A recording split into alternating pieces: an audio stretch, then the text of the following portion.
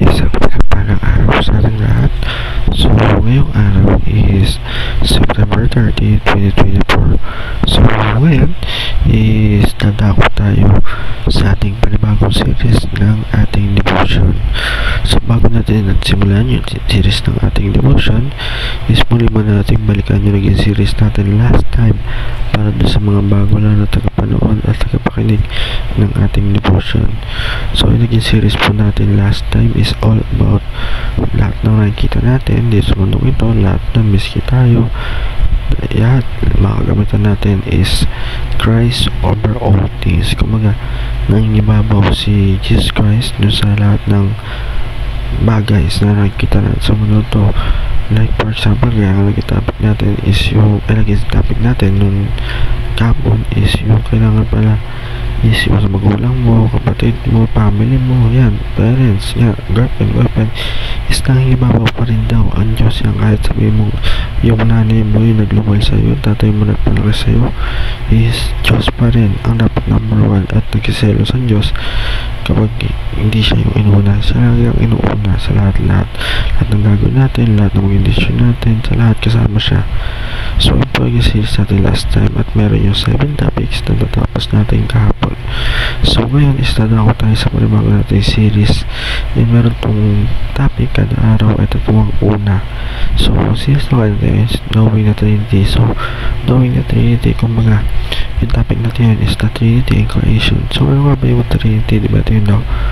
The Father, the Son, and the Holy Spirit. So, alamin natin, knowing, kumbaga makikilala natin ng lubos yung Trinity dito sa ating series na to.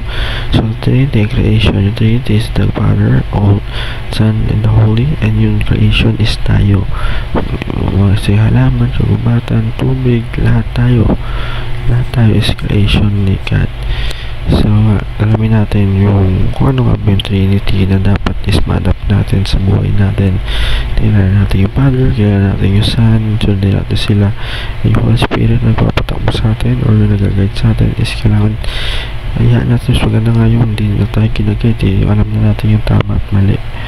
So, yun po, yung mga gusto natin yung araw is Genesis chapter 1 verse 1 to 3. So, sabi dito, in the beginning, God created the heaven and the earth. No earth was ever empty, darkness with over the surface, deep of the Spirit of God was hovering on the water. And God said, let there be, and there will be light. So, yun, sinabi lang yan na yung parang yan, lahat ng una pa lang, lahat ng unang hindi pa tayo pinapangan, kahit yung mga nilang natin is ginawa ng Diyos ng lahat.